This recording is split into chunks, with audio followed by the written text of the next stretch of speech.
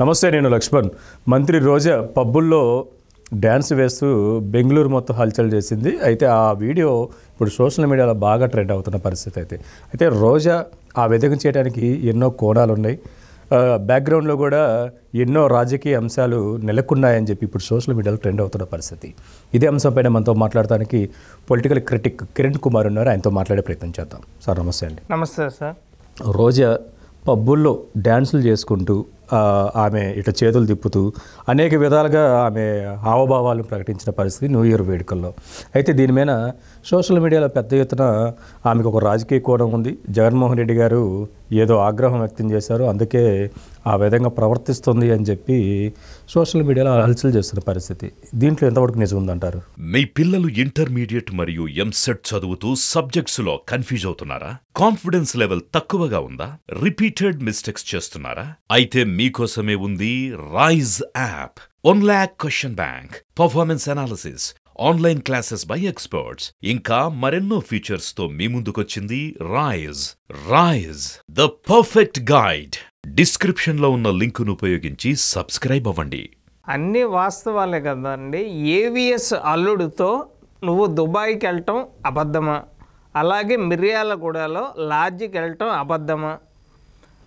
నీ క్యారెక్టర్ ఏందో మొత్తం పూర్తిగా బండారు సత్యనారాయణమూర్తి గారు నీ సీడీలు రిలీజ్ చేస్తాను అంటే సుప్రీంకోర్టే చెప్పింది. ఎట్టయినా బతకొచ్చు, ఎంతమందితో అయినా తిరగవచ్చు.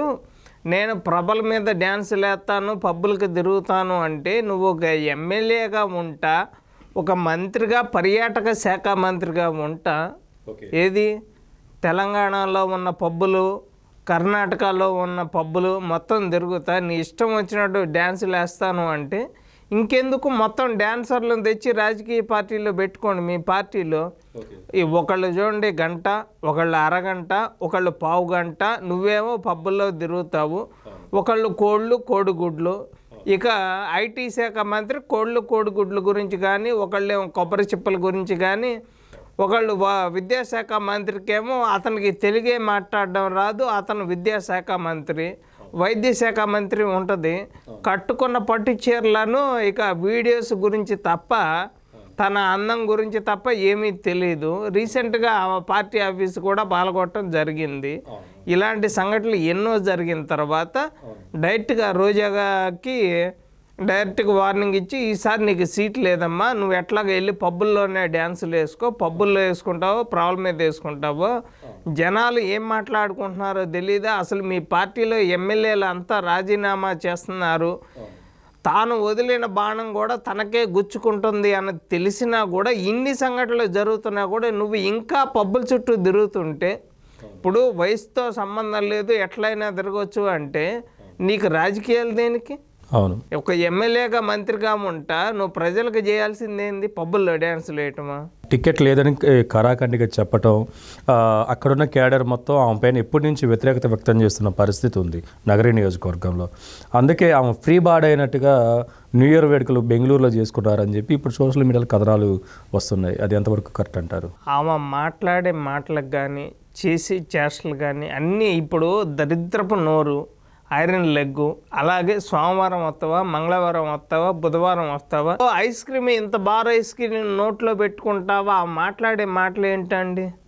అంత ఘోరంగా మాట్లాడతా ఇన్ని చేష్టలు చేసినామని నిజంగా రాజకీయాల్లో ఉంచడం అనేది కరెక్ట్ కాదు. ఇన్నాళ్ళు ఈ 2019 నుంచి భరించారు వైఎస్ఆర్ కాంగ్రెస్ పార్టీని. ఇన్ని ఘోరాలు జరుగుతున్నా కూడా ఇంకా రోజా ఇట్లాగే ప్రవర్తిస్తుంటే ఒక బజార్ దాన్ని తీసుకొని వచ్చి పార్టీలో పెట్టడం అనేది కరెక్ట్ కాదు అనేది నా ఉద్దేశం కాదు. డైరెక్ట్గా జగన్ గారే చెప్పడం జరిగింది, ఇంకా నువ్వు పార్టీలో వద్దులేమ్మా, అసలే ఈ పార్టీ చేసే తప్పులు అన్నీ తెలుసు, అన్నీ కవర్ చేసుకుంటూ వచ్చారు, ఇంకా రోజు ఎలాంటి తప్పులు చేస్తూ ఉంటుంటే ఎక్కడికి గెలుస్తారు? 175 సీట్లు మొత్తం వైనాట్ 175 అని ఎట్లా మాట్లాడతారు? ఒక రోజాకే కాదండి, వైఎస్ఆర్ కాంగ్రెస్ పార్టీనే ప్రజలు భూస్థాపన చేయటానికి సిద్ధంగా ఉన్నారని చెప్పగలను. అదే మొత్తం రోజా కాదు, మన శ్రీకాకుళం నుంచి చూసుకుంటే చిత్తూరు వరకు కూడా అనేక మంది సిట్టింగ్ ఎమ్మెల్యేలకి టికెట్ లేదు అని చెప్పి చెప్పటం. ఇప్పుడు మనం చూసుకుంటే విజయసాయి రెడ్డి గారి వాళ్ళ బావగారైన ద్వారకానాథ్ రెడ్డి కూడా పార్టీలోకి టీడీపీ పార్టీలోకి సిద్ధంగా ఉన్నానని చెప్పి ఆయన సంకేతం ఇవ్వటం ఈరోజు రేపు ఆయన పార్టీలో ఫ్యామిలీ మొత్తం పార్టీలో చేరడం జరుగుతుంది. ఎందుకు వైసీపీ మీద సిట్టింగ్ ఎమ్మెల్యేలు కుటుంబ సభ్యులు ఎందుకు ఆ విధంగా అసంతృప్తి వ్యక్తం చేస్తున్నారంటే ఏం చెప్తారు? 2019 నుంచి ఈరోజు రాష్ట్రానికి రాజధాని ఏదంటే చెప్పే పరిస్థితి లేకుండా నేను 3 రాజధానులు కడతాను అని చెప్పి ముగ్గురు పెళ్ళాల గురించి మాట్లాడడం తప్ప నువ్వు చేసిన అభివృద్ధి ఒక్కటి చెప్పు. శంకుస్థాపన రాళ్ళు వేయించుకోవటము, నుంచొని కొబ్బరికాయ కొట్టము, చెత్త పన్ను వేయటము, కరెంటు బిల్ ఛార్జీలు పెంచటము, కల్తీ మద్యం అమ్మటము, గంజాయి అమ్మటము, ఎర్రచందనం అమ్మటం, ఇసుక మాఫియా, మట్టి మాఫియా తప్ప ఆడపిల్లల మీద అత్యాచారాలు జరుగుతున్నాయి. నిన్న రీసెంట్గా 1వ తారీఖు మొన్న డిసెంబరు ఎండింగ్లోనూ ఏమో వైజాగ్లో మైనర్ బాలిక మీద 13 మంది అత్యాచారం చేసి ఒక దళిత మహిళ మీద ఒడిస్సా ఆమె బీచ్కి వెళ్ళి చనిపోదాము అంటే అక్కడ ఫోటో తీసేవాళ్ళు ఏదో మాయ మాటలు చెప్పి దాదాపు వాళ్ళు కూడా ఒక 7గురు, అందులో తన లవర్ కూడా ఉన్నారు. దాదాపు కొంతమందిని అయితే అరెస్ట్ చేయటం జరిగింది. ఇలాంటి సంఘటనలు 2019 నుంచి రోజుకోటి జరుగుతున్న మాట వాస్తవం. రాష్ట్రంలో పరిస్థితి అయితే చాలా ఘోరంగా ఉందండి.